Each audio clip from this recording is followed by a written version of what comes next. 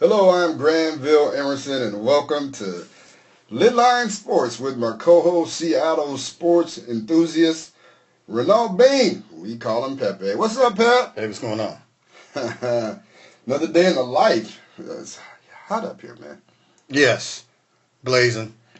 Seattle, trying to be 90s in the summertime. What in the world is going on? Praying for those down in Houston. Dealing with Hurricane Harvey. All my friends down there, big shout out to you. Thanks for checking in. Let me know you're safe. I got text pictures. It looks crazy down there, y'all. I got a niece down there. I got cousins down there. They've all checked in safe. And not only that, Pep, Hurricane Harvey is like changing courses and trying to come back to Houston. That's bananas. It is. Who's Harvey got a problem with? I don't know, but I tell you what, y'all be safe. Please. And don't do anything stupid. Just try to be smart and do the right thing and stay alive. Right. Big news over the weekend was the fight between UFC champ Conor McGregor and Dollar Bill champ Floyd Money Mayweather. What? We'll break down the fight later. Pep, I actually thought it was entertaining, man.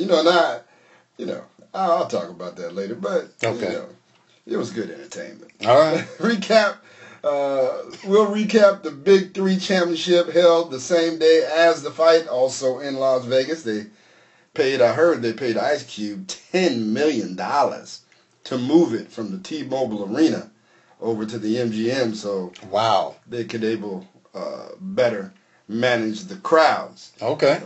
Between the Big Three and the fight. So, $10 million just to move. That's a come up right there. We'll talk about this crazy Isaiah Thomas story. I hope you got some insight for me on that, Pat. Oh boy, do I ever. Nice. And we'll also talk Seahawks, Mariners, and the UW Huskies football squad that laces them up for real this Friday night back in your spot, Jersey, Piscataway, New Jersey, home of the Piscataway Pets. Yes, back in New Jersey as they take on Rutgers. But the fight, Pep, I know you didn't watch it. Although you knew Money Mayweather was going to win, It was still entertaining. Okay. Entertaining is a good word, but was it a good boxing match? Well, it was a good boxing match if you like boxing. Okay, because Floyd Mayweather, he discarded his style, right, and took on a whole different style. And I actually read about a fighter. I don't know if you got a chance to read what Vince McDaniels posted. Shout out to Vince, living down in Orlando now. Yes. Did you read that? He posted something from an actual fighter, and he talked about how when you're sparring against novice fighters, that's how you fight them, like Mayweather fought the novice fighter McGregor. Okay. And that you walk them down and you're deliberate and you let them drain themselves by punching themselves out. Okay, that makes sense. Very good. Right? So McGregor had not been past 5 rounds in any of his UFC bouts. So what Floyd did was he let him just throw punches the first 3 rounds. And then he decided that he was going to pick it up a little bit, and you could see that McGregor had no answer for him. That he wasn't a boxer. Right. And, people are like, oh, well, McGregor will get him if they fight in the octagon. Yeah, probably. Right? But they weren't in the octagon. No. And they were in the boxing ring. And so I know one of the reasons why Pep was like meh on the whole thing was because we knew before the fight started that there's no way that Floyd loses that. Right. Absolutely no way. There's no way. Number one, he's promoting the fight, folks. You know what I mean? Yeah. He put up the money for the fight. That's why he told the IRS, could you hold up just a little bit? until after the fight and I'll pay you. Because Right. he put up the money for the fight and promoted the fight. His, what is it, TMT? Right.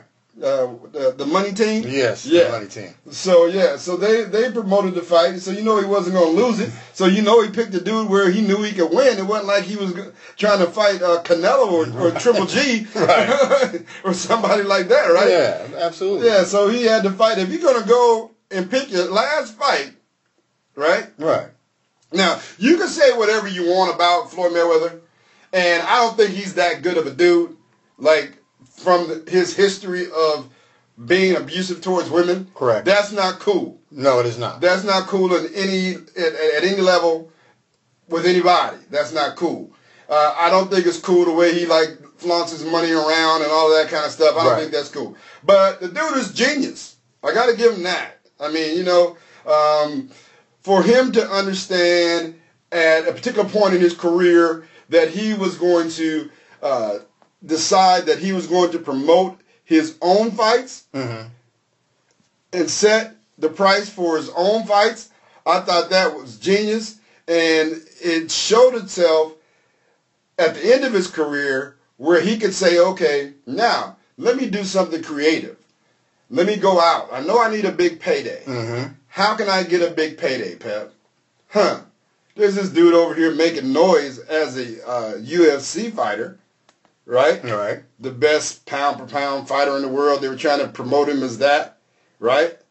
And so he says, well, let me get this, let me talk trash to this dude and see if he wants to fight. Right? He knows good and well he's promoting a fight. He's not going to agree to a fight. He's not going to agree to fight in the octagon. Heck no. He's not going to agree to UFC rules.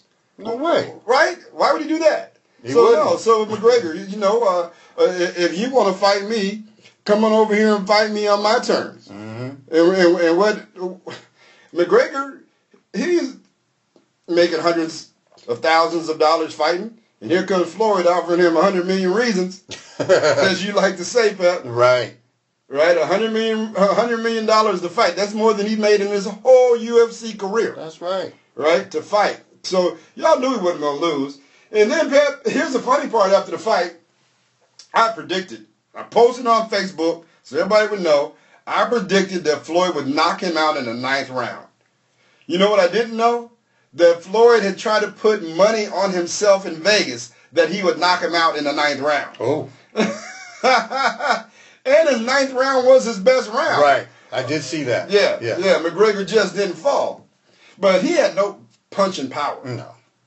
At all. I mean, there was one time where he tripped Floyd and he got caught up and he had one arm on the rope and one arm like this, and McGregor just smacked him like on the side of his head. He was already falling. He still didn't fall. And I'm looking like this dude ain't got no punching power. You can't even knock him down when he's going down. Well, he has no noodle arms, so. I know, right? That's why I said he looked like Popeye before he ate some spinach. And so it was entertaining because one thing McGregor did, which made it a better fight, or at least folks thought it was a good fight, is because he actually landed more punches than Pacquiao. Okay. Right? Because you know Pacquiao, you saw that fight. Oh, yeah. He just grabbed and held the whole fight. Yeah. Right? He was holding on for dear life. Well, McGregor was doing the same thing, but at least he threw some blows. But the first round, Floyd only threw 6 punches. He was just letting them punch him. He's like, come on, you can't hurt me. Come on, punch me. Right. So, I don't want to see it again. I don't, care about these crazy people talking about, oh, McGregor's good. He needs to get in the boxing ring and fight some more elite boxers. Heck no. Please. Who's going to wait for all that? I'm not. Plus, he's fighting Floyd after Floyd had laid off for 2 years. Yeah. And Floyd's 175 years old. Right. Well, he's actually 48. But that's 40. 40. Yeah. That's old for boxing standards. Yes, quite old. Right? And so he can't get in there with them young dudes, man. And you saw, like, in the 8th, 9th, and 10th round, when Floyd really wanted to fight, he could hit that dude at will. Yes. He was like, give me your face. Oh, bam. Give me that gut. Bam. So, enough of that. It was good. It was interesting. But other than that, miss me on any of that. Well, if you paid for it, I hope you enjoyed it. That's all I can say. I can honestly say, Pep, true. That is true. And I can honestly say that if you have paid for prior boxing matches that were garbage, you actually felt like you spent your money, on a decent thing. Okay. On that one. Right. Like, I've seen some fights like, man, come on. This is a waste of money, right? Yep. Right? Definitely. And you've seen fights where dudes clearly win the fight and the judges give it to somebody else. All the time. I'm like, man, so no. You're listening to Lidline Sports with Granville, Emerson, and Renault Pepe Bing. Big 3 Championship was also in Las Vegas. Yes. On Saturday. Right. Before that, we were off last week, Pep. Did you have a nice week off?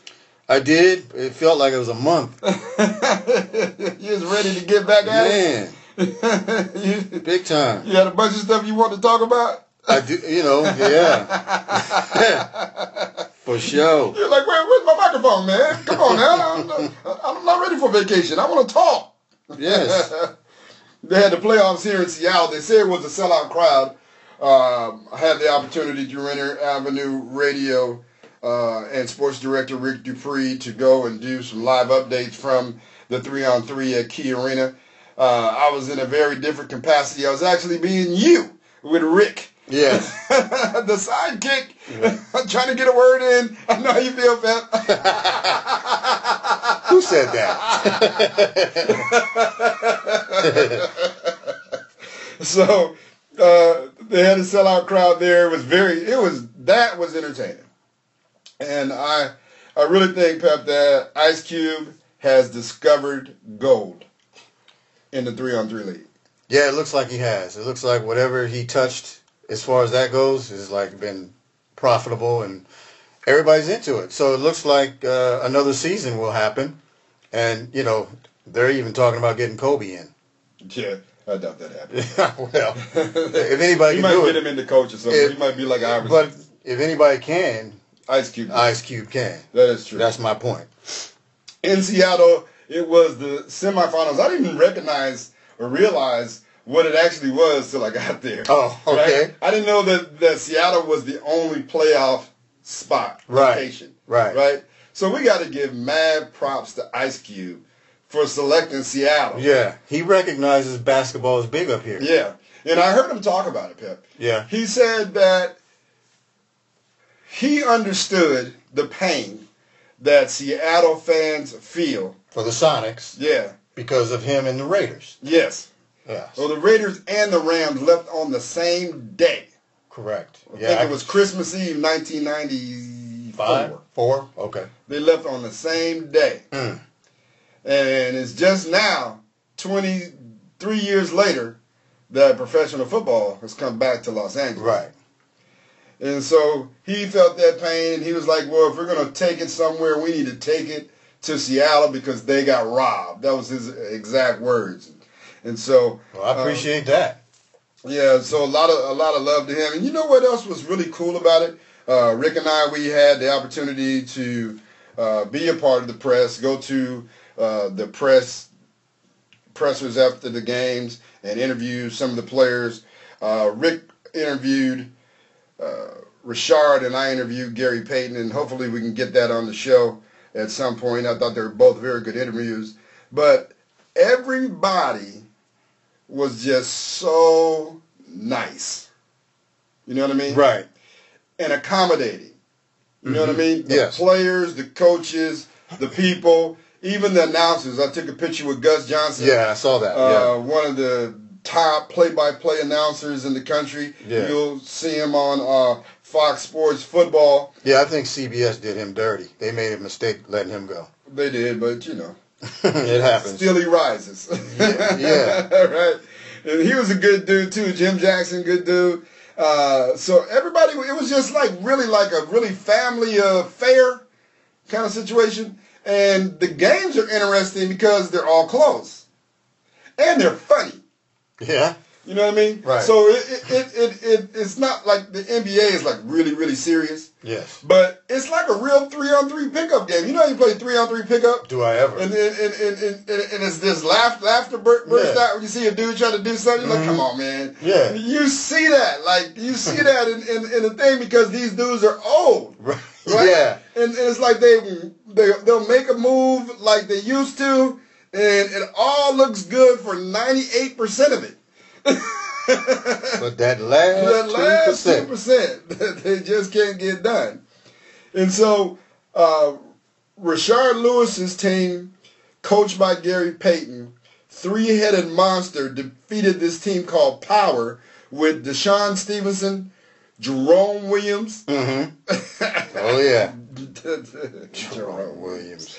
Katino Mobley. Oh, the cat. Katino was out there looking 100 years old. It's like Katino, man. Come on, man. You're not even older than me. Why are you looking at old? They defeated the three-headed monster defeated Power 50-46, and Rashard Lewis led all scorers with 21, and actually scored their last 4 points to win the game. They had to come from behind to do it. Well, it's good to see an ex-Sonic do that. That was big. Yeah, at Key Arena. Yeah, hey. And he was pumped too, Rick. I mean, he was pumped. You'd have thought he just won the NBA championship. He was pumped. He was happy. He was like, oh, I feel so good to do it back here at home. Right. I was having flashbacks, man. It's just so surreal. It was good, man. Him and Gary Payton, they were going off. And Gary was happy because he said that their team was predicted to finish last in the league. Oops. And or not win a game. That's what he said, something like that. And so the championship game went to Vegas this past Saturday. The three-headed monsters led by Lewis, Mahmoud Abdul-Rauf. I love that guy. Well, that's where I got the 48 years old from. Right, because that's Mahmoud. Yes. He is pep. He is a amazing dude. I know. 48 years old and still balling. Getting buckets. Man, he's really the only dude on their team that was getting buckets. I mean, him and Rashard that could score. Right. And I watched the championship game Saturday, and down the stretch, he was the only one scoring. And I was like, man, this dude is good. They had Raouf, they had your dude Kwame Brown, and they had Kareem Rush, the old star from UCLA. Right.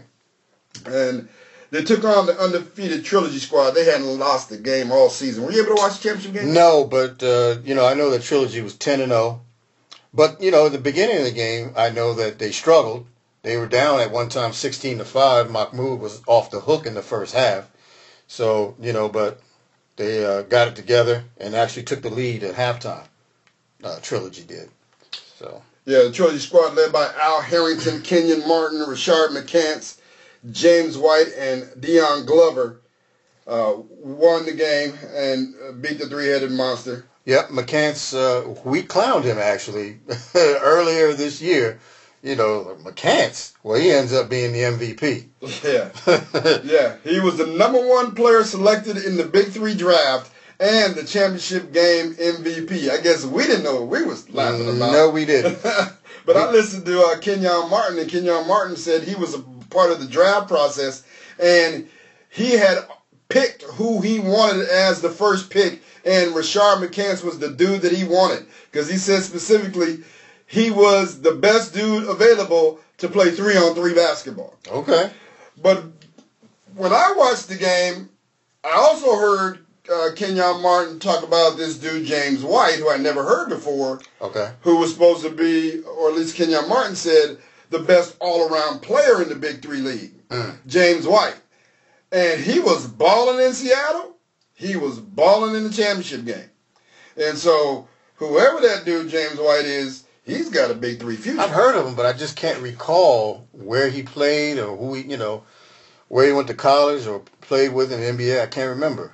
Shout out to Trilogy of the Big Three for going undefeated. I don't care what league you're in, at what level. It is hard. It is hard to go undefeated. Shout out to trilogy coach, former bad boy and Pistons enforcer, Rick Mahorn. Yes. Bad boys. Bad boys. Who should be coaching the Seattle Storm. He should be. He might get that job. Their coach right now is interim. And, yeah. Gary Kloppenberg. Yeah, he might. Hey, where you do research, Pat? Mm-hmm. I see you. Rashard McCants, MVP with 22 points on 55% shooting. Yes. Big Three is going to be around for a while, y'all. It looks like it. Comes to your town, go and watch it. It's more intimate than the NBA with the half court and seats all around the court.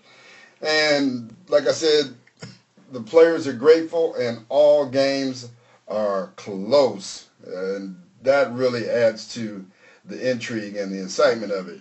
Definitely. It pretty much goes down to the wire.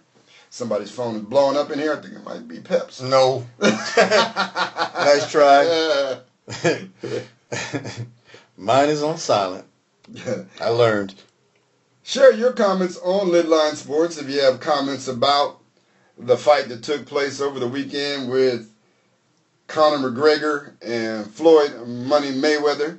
Share your thoughts with us. If you watch the Big Three or have any thoughts or insights on the Big Three, anything you'd like to share it with us on Lidline Sports, on the Lidline Sports Facebook page. Like and follow us on Facebook, and Lidline Sports at yahoo.com. This is Lidline Sports with Granville Emerson. Just call me G. And my main man, Renault Pepe Bean. Yes, sir. What is going on with Isaiah Thomas and Kyrie Irving and that crazy trade that Danny Ainge put together? Man, I don't know. No, I'm just kidding. I got some meat and potatoes for you, bro. Go. Yes, sir. You know, first of all, everybody's talking about, well, who got the better of the deal? Well, right now, that's a moot point. Because right now, it may not be a deal. But let me go through some timeline for you. August 22nd, the Cavs agreed to trade Kyrie Irving to Boston for Isaiah Thomas, Jay Crowder, Ante Zizic, and Brooklyn Nets 2018 first-round pick, which they acquired back in 2013 when they fleeced the Brooklyn Nets. I don't know why people trade one player for a bunch of other players and draft picks. Yeah. That never turns out right. Ask Herschel Walker. Continue. Okay, so you know what? The trade was done, or so everyone thought. Well, August 25th, it's been reported, a report I got from CBS.com, the Cavs might consider rescinding the trade after Isaiah's injured hip has become a problem. Now, everybody knows that Isaiah's hip ended his season in the last season's Eastern Conference Finals after Game 2. So him being injured is not a surprise. Now, I didn't like Danny Ainge as a player, but I'm starting to like him a lot less as an executive because he had to know that trading a player like Isaiah in the circumstance that he's in right now would be precarious because of his injury. Now, Isaiah also, first of all, was very loyal. His sister passed away, but yet he played in the playoff game the day after. He didn't go home. He waited. He ended up scoring 53 points in another playoff game. You know, so the guy can do it. So he felt that he was secure there. Well, up comes this trade. Danny Ainge just, lets him go. So now that this is in limbo, there's a big problem. It was reported Saturday that the Cavs would seek further compensation to sweeten the deal. They're talking about, how about let's get Jason Tatum or Jaylen Brown or another one of those first-round draft picks that Boston has stored up. They're going for Jason Tatum and Brown. Well, no, not and or. That's what I mean. Right. I'm just saying, if they're going for Jason Tatum and Brown, that quality of Celtic player, they're picking from the top of the tree. Absolutely. Yeah. Yeah, for sure. Because, right now, listen, you got to ask some questions here. All right? First of all, would the Cavs actually rescind the deal, or are they bluffing? Right. Well, I don't. Regardless if they're bluffing, they're trying to get some more players, some more out of the deal from them sending Isaiah to him, an injured player, and the doctors saying that he is not as far along in his rehab as they had pretended he was. I'm glad you said that. Okay, so suppose that gets rescinded. So is Isaiah going to be motivated to come back, going back to Boston? Yeah, it's all bad. That's a problem. It's all bad. See, Ainge, man, I tell you. It's all bad for Boston. It is. And, how concerned should the Cavs be about Isaiah's hip? And them folks that burned Isaiah's jersey, they're going to have to go buy some new jerseys. Bro, how can you do that? Like I said earlier, the man played hard for you. He played after his sister died. They didn't burn his jersey in effigy like the Cavaliers burned LeBron's jersey. Right. They burned his jersey as a protest to Danny Ainge. Okay, well that's different. Yeah, I got you. Yeah, well, that I understand. Yeah, okay, that's what they did. It got kind of misconstrued because of this history of burning jerseys. Right. But they burned it as a protest, saying we didn't want you to trade. Because Isaiah was loved in Boston. Right. I mean, he took Boston from nothing and brought them back to Celtics. Absolutely. That's huge. Huge. And so I argue people all the time when the trade first went down, they're trying to tell me that Kyrie is better than Isaiah. But that's a moot point. Kyrie's a different player. He's outstanding. Yeah, he's better at one-on-one. Right. But it's a team game. Right. Kyrie has to prove to me that he can carry his team into the playoffs. Because Isaiah's proven. IT has done so. Kyrie has since he's been with LeBron, he's been the second fiddle, and he will always be second fiddle playing with LeBron. Now if the trade is good, he goes to Boston. Now can he be the man? Can he handle double and triple teams? Can he facilitate? Can he get others the ball, make them better? That remains to be seen. But another question is, if the trade does fall through, who's in the worst spot? Boston's in the worst spot because you got a bunch of disgruntled people on your hands. Right. And so, I mean, both of them are bad. I mean, Cleveland will work out another trade to trade Kyrie because Kyrie doesn't want to be. Yes. However, they are not in the position to have much leverage now. No. I mean, if they go to Milwaukee, Phoenix, or San Antonio, who's rumored to be interested in Kyrie from the beginning, now you're going to see that the trade that possibly could have happened, there's going to be some stuff taken off. Well, I still thought that they fleeced Boston to get Isaiah, Jay Crowder, right, Zizic, and a first-round pick that initially belonged to the Brooklyn Nets, yes, which is unprotected, which could turn out to be Michael Porter Jr. Yep. I thought they got fleeced. I'm like, too. Are you kidding me? Yeah, absolutely. I'm with you. For Kyrie? I'm with you. So I think that, both of them are in bad. And see, Danny Ainge, he's put himself in a bad position because he's basically given up his whole backcourt from an Eastern Conference final. He's already traded Avery Bradley to Detroit. Okay? And now Isaiah Thomas, listen, I would not be surprised if Isaiah does not come back this year. Number one, because of his injury, but also because, you know what? What am I coming back to? You know what? I'll just rehab my injury. I'll say if he goes to Cleveland and he plays this year. No. That's what I'm saying. Okay. But if he goes back to Boston, he doesn't play. I'm saying he's a free agent next year and he's out. Yeah. Yeah. So Danny Ainge, well, tell you. Yeah, that's the worst case scenario for the Celtics. Right. Because I think, I don't know, because Isaiah is such a competitor.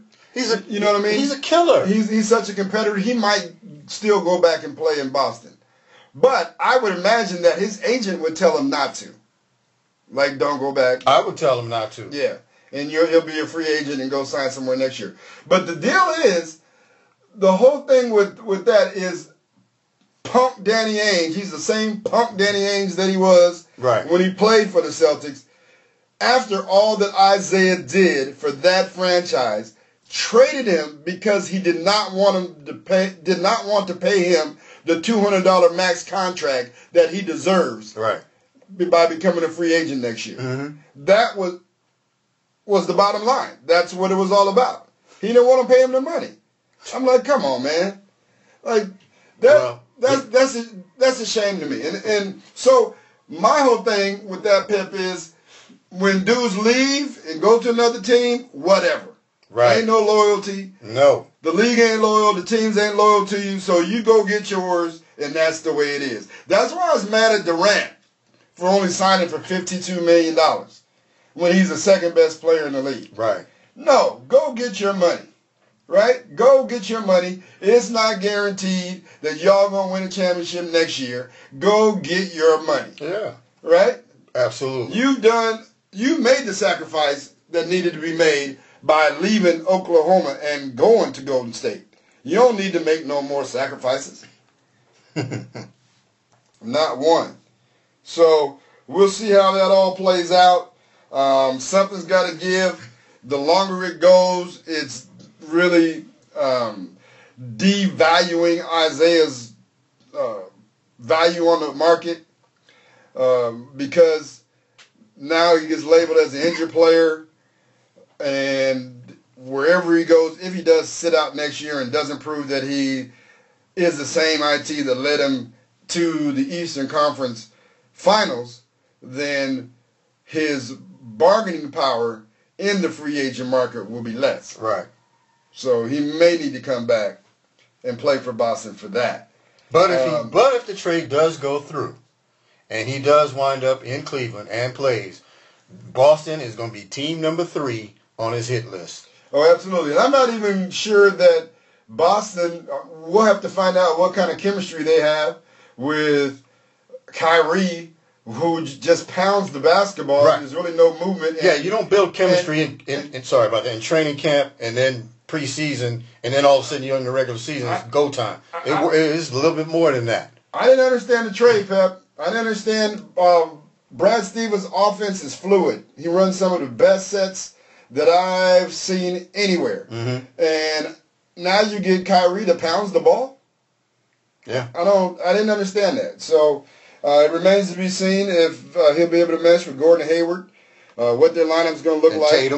Tatum. Yep. But see, Tatum and Hayward play the same spot. So, you know what I mean? I don't even know what their lineup is going to be. Irving and what's his name? Marcus Smart. Smart and Hayward and Al Horford and who else?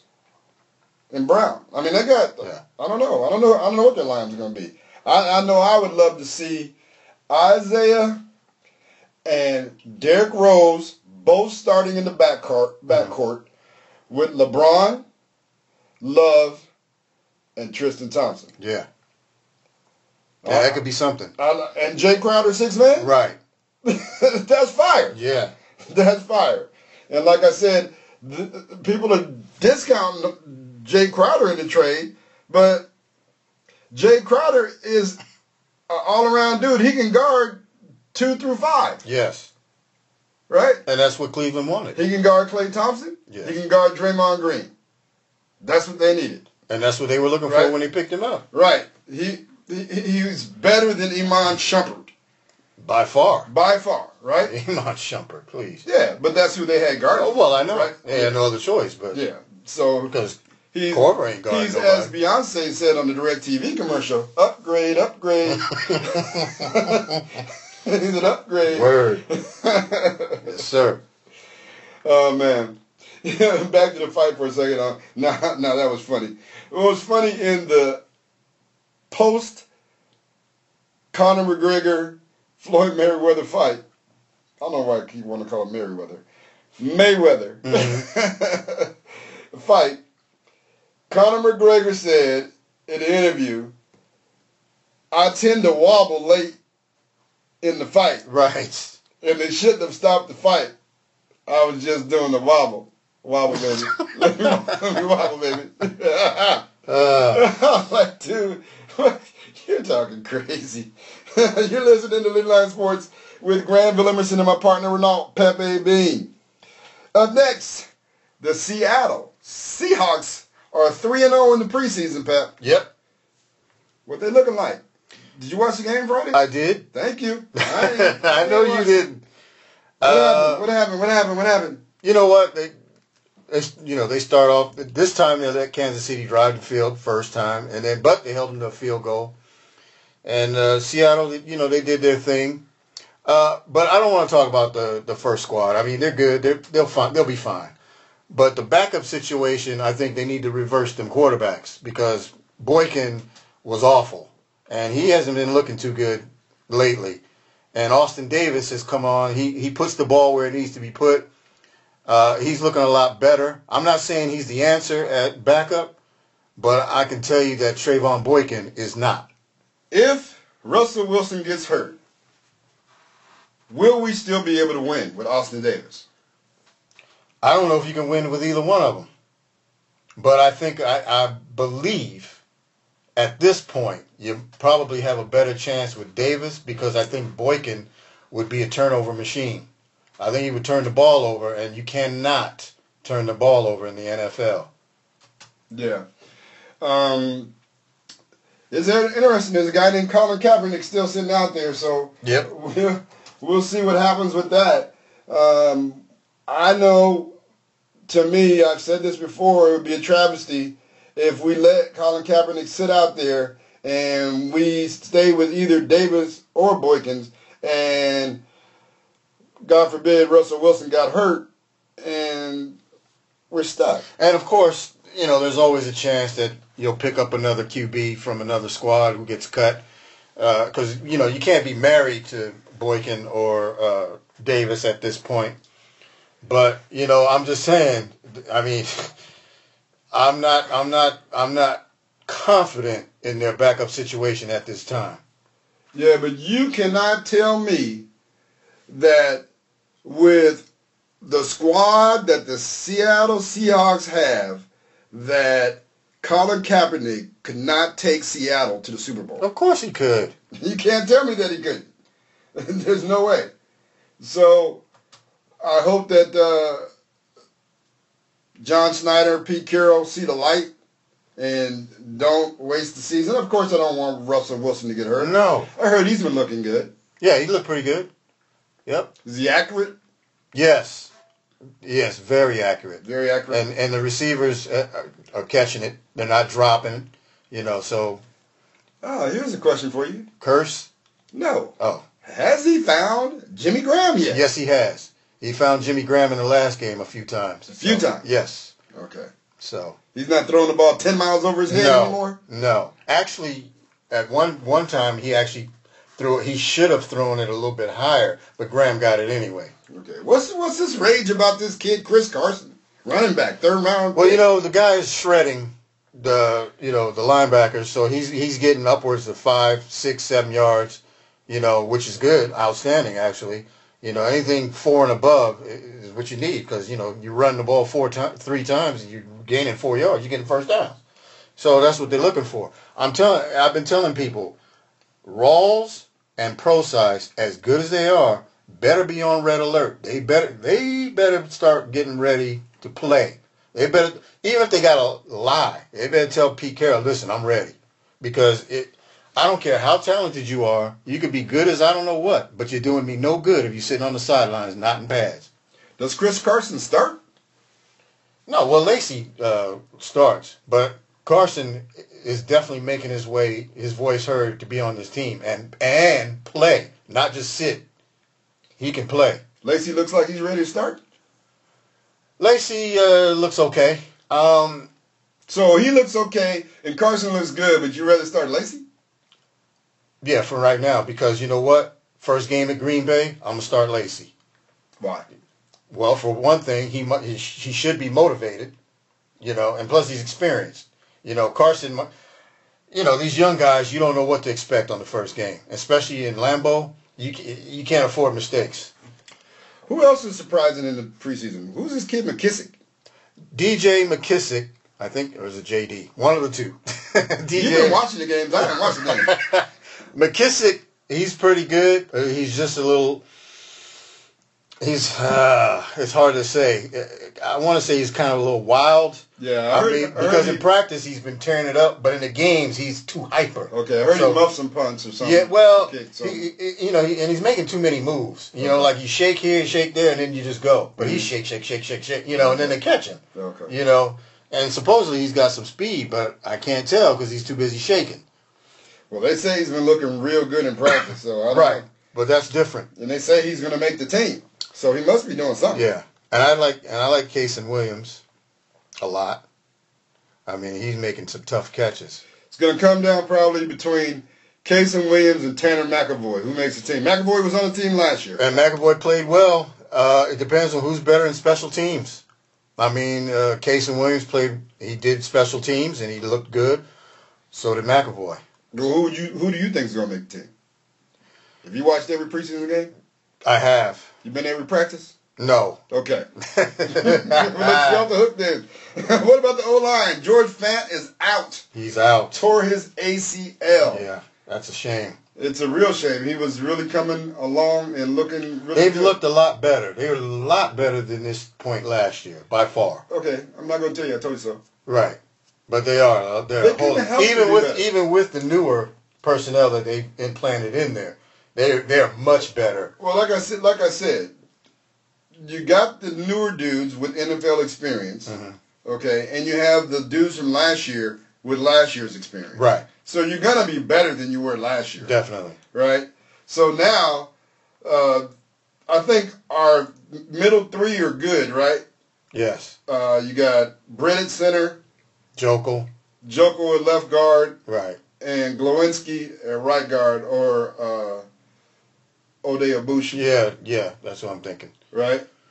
But I heard Jermaine Ifedi is sucking lemons playing right tackle. He's getting beat. Well, they moved him from guard out to right tackle. He's getting beat. I don't know why. He's getting beat. So, see, that's what I don't get about Tom Cable, where you got a guy who's your first pick in the draft, number one pick in the draft. Mm-hmm. You play him at right guard his first year. And then you take that same dude that finally at the end of the season was learning how to play right guard, and you move him to right tackle. Here we go with the Frankenstein stuff. Yeah, why? Yeah, I don't why? know. Leave that dude at the position he was at and let him learn and grow. Yeah, I agree. And then you got now Reese, how do you say his name? Reese Odhiambo. Yes, I liked him too. At left tackle. Mm-hmm. I heard he was decent at left tackle. Yeah, I like the way he's been looking. I heard Pete Carroll say that's his job to have, and he can only lose it. Right. So they've given him the left tackle job. So he's a good kid. I've listened to him on the radio a number of different times out of Boise State. His story is tremendous from Africa. Right. And so it's good to see him get opportunity, and it's good to see him take advantage of his opportunity. But that O-line continues to be an issue with the Seattle Seahawks. Yeah, it's going to be probably all season once again. But at least it looks better. Okay. Seahawks play the Raiders. The Raiders. I don't know what day the game is. Thursday night. Thursday night? Okay. Don't look for Marshawn to be playing. In Oaktown. Marshawn will not be playing the fourth NFL preseason game, y'all, if you're looking for 2-4 in the silver and black. That will not be going down. No. Matter of fact, hardly any starters will be playing. Right. I think the starters may get one series, if that. Yeah. Okay. Because this is all about who you think is going to make the team. Yeah. Or who's on the bubble, rather. Especially where the NFL is now, where you haven't had any cuts. No. Right? Normally you would have had 2 cuts by now. Yes. Right? You'd be down to, 75 by now? Yeah. And you don't have any cuts. And so now you're going to be cutting like 40 dudes after this camp. Yeah. Well, it's actually 30 after this camp. So we also may pick up, I bet you we pick up a lineman on the waiver wire after cuts happen too. Right. So that'll probably. And people got to remember, September 53-man roster is still not set in stone because they got roster moves week by week by week. So whoever the 53 guys are in September may not be the same 53 you see in December getting ready for playoffs. So don't get all, upset or hyped up if your guy didn't get on the team or whatever. Hey, Pep, guess what's going down Friday? What's happening Friday? Dun, dun, dun, dun, dun, dun. Dun, dun, dun, dun, dun, dun, dun, dun. What is that? Football, college, what? You don't know whose fight song that is? No. You don't know that fight song? What, UW? Bow down to Washington. Yeah. Come on, man. You grew up in Seattle. It's got to be etched in your mind. Man, I wasn't listening to that. Bow down. That's the coldest fight song in the nation. I don't know about Bow down to Washington. Okay. Bow down. Calm down. Dun, dun, dun, dun, dun, dun. Okay. All right, so the Huskies beat Rutgers at home last year in the season opener, 46-13. They go to Piscataway and take on Rutgers at their home field this Friday, prime time, 5 p.m. on FS1. Any thoughts? Should be another blowout. I mean, Huskies are top 7, top 8 team in the nation right now. And I've got one, I can't remember who it was, said that they're going to win it all. I don't know about that. Mel Kiper. But, yeah, Mel Kiper said they're going to win it all. So that's pretty high praise. So, it's got to be a blowout front. And Brock Hewitt. Well, I'm not going to listen to Brock Hewitt. He's a homer. Come on. He's never predicted him to win. But come on. Title. But he's going to be a homer right now. He's not that much of a homer. He's going to be a homer for this. He's a pretty fair and balanced dude, actually. Absolutely. I think he is. I mean, I listen to him. I listen to him a lot, too. I think they legitimately have a chance to be number one. I think there's a big problem standing in their way, though. Who was that? USC Trojans in their own conference. Yeah, and that will bear itself out because if the UW does what they are supposed to do, and USC does the same, they will meet in the Pac-12 championship game. But it's Rutgers this week. They're favored by 30.5 points, so that will be a mismatch.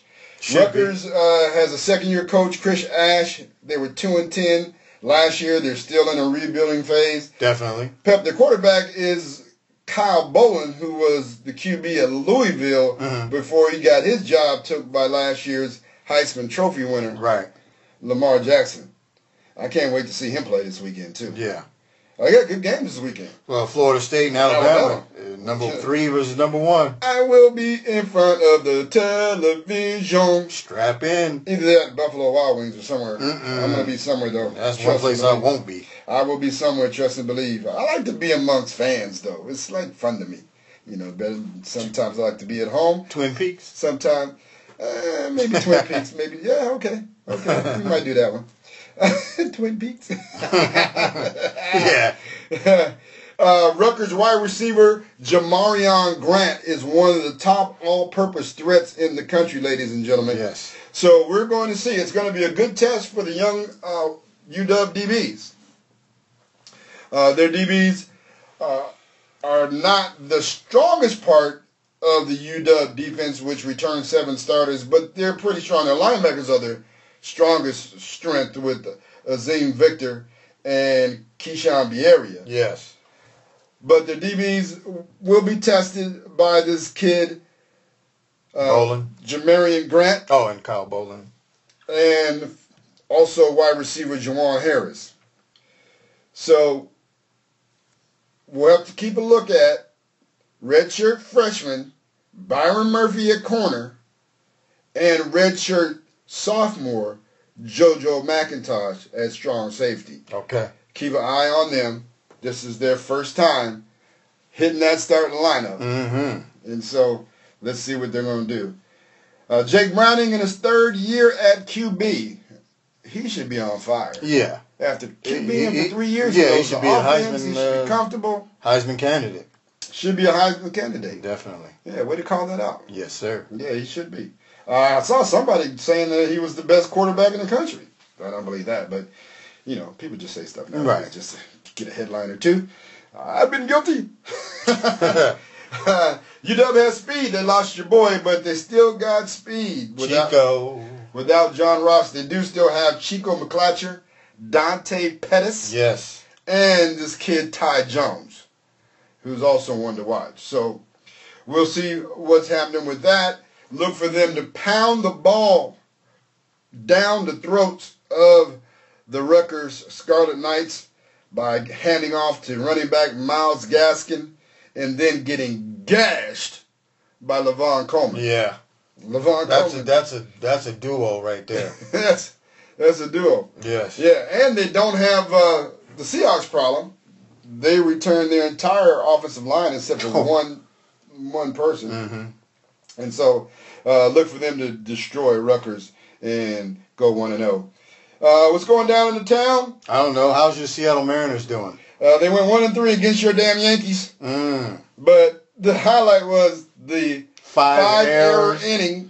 5 errors and 6 runs in the first inning and lose 10-1. Yeah, so that's a playoff team, right, folks? They were in New York, y'all. I think they went out clubbing all night. Yeah. Because they was booting the ball and throwing it all over the field.